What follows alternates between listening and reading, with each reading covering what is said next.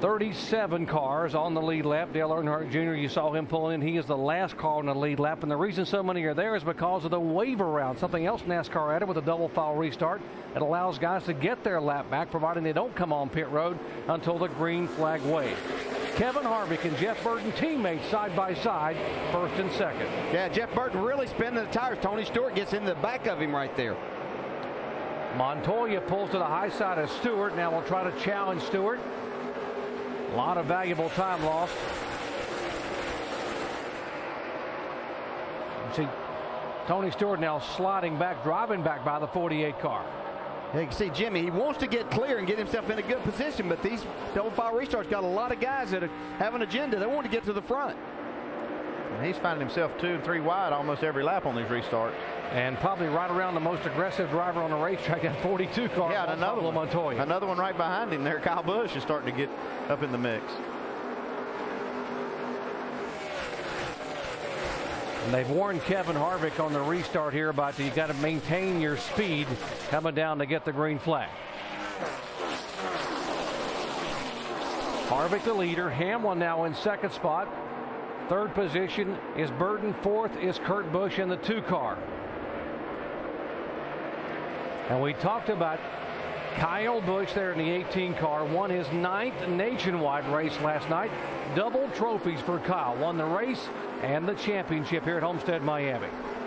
Yeah, great job there. And his pit crew did a great job last pit stop. He was one of those top 5 under 13-second pit stop. Got him a good spot. He's doing the job on the track now. Check this car out. This 11 car has gained 36 spots since the start of the race. Started back in 38th position. It was pretty good in happy hour in the top 10. In fact, both practice sections here on Saturday. Yeah, he had an early draw in that qualifying session on Friday. I think he was the second car out, if I remember correctly, and I think that hurt him quite a bit. Yeah, but one thing, his pit crews helped him a ton. He had a 12.4 second stop last time. Look at this. Goodness gracious. Jimmy just can't find a place to race without having a bunch of pressure. And Montoya just been contact. Man. Montoya and Tony Stewart together.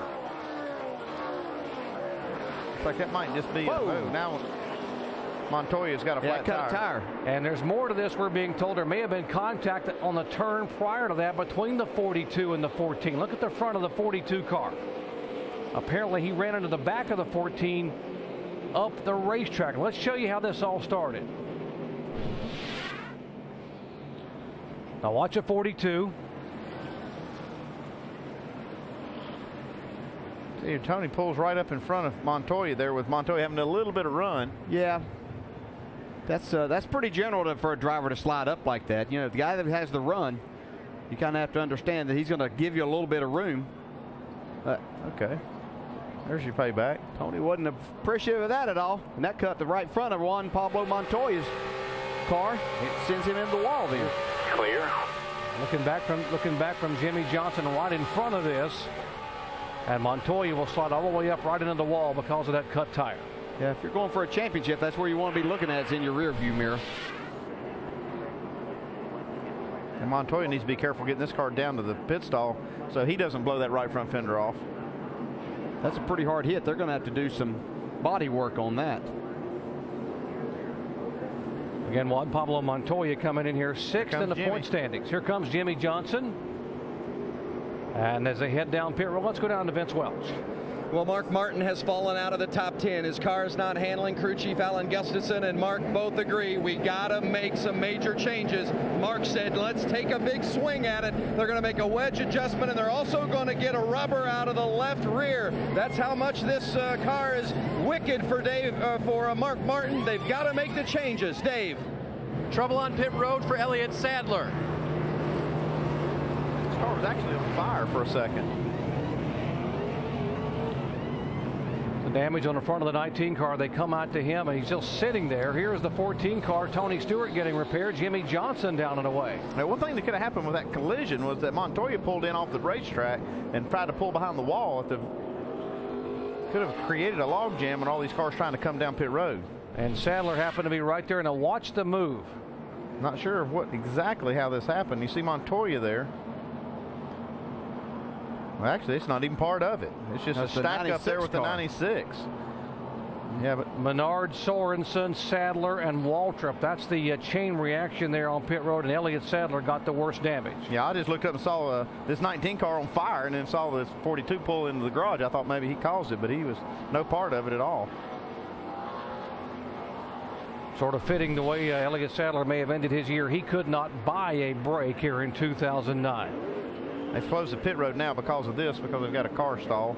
Man, there's a teammate. 43 with a ton of damage also. Man.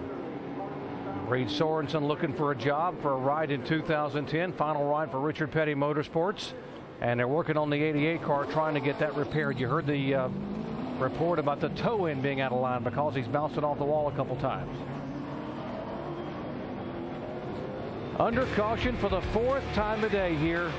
Incident involving the 42 and the 14. Back after this message and a word from our ABC station.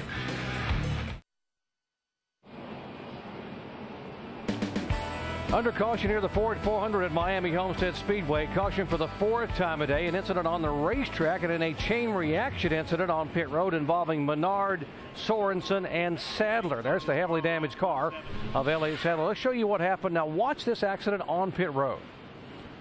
We can see the 96 car really slowed down. Robbie Gordon got in the back of him, and then that just, these other guys really hit hard. You can see the 43 and the 19 teammates had the front end torn up on both of their cars.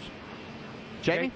And Elliott Sadler down here just kind of shaking his head. I know you just saw the replay for the first time. What did you see in the car? I didn't see anything, but, you know, we were all coming to pit road, and the 43 looked like he just stopped right in front of me, and then I just saw him replay. I guess the 96 was trying to get in the garage while everybody was pitting, so I'm not sure what they were doing or why they would do it right in front of everybody, but that's tough luck for our race team. That's kind of how our season's going, and hate to end the season like this. Just a lot of people from Stanley and Best Buy here, and to get wrecked on pit road is kind of weird. So just a tough night, tough weekend, but we're going to try to fix it, try to get back out there and finish. All right, thanks, Elliott Sadler. He's going to try to get back out, as he said, guys. Wow, what a wild one. A 5-car chain reaction crash on pit road. And let's show you now the points leader, Jimmy Johnson. Under this caution flag a moment ago, he led a group of cars down pit road. Now watch, there's actually going to be 20 cars that stay on the racetrack. The bad news is all these guys stayed out and Jimmy came in. The good news is that Mark Martin also came down with Jimmy as a part of these guys that came on to get tires. Yeah, he led a group. It just wasn't as big a group as he thought was going to follow him down pit road. But the bad news is when Jimmy restarts now back in 23rd position, he's going to be back there in the eye of the storm. Remember what happened 2 races ago when Jimmy was back in traffic on turn 2 at Texas. It didn't take much trying to go to the outside by some other cars. The 00 and 77 get together and Jimmy becomes a victim. Yeah, this is just outside the top 10 Jimmy was running at Texas. He's going to be starting in about 20th on this restart. That slamming of the inside wall produced an over an hour stay in the garage area and a 38th place finish, which cost them 111 points. And here are the championship contenders. Jimmy Johnson right now being shown in 23rd position, Mark Martin in 25th, both chasing history.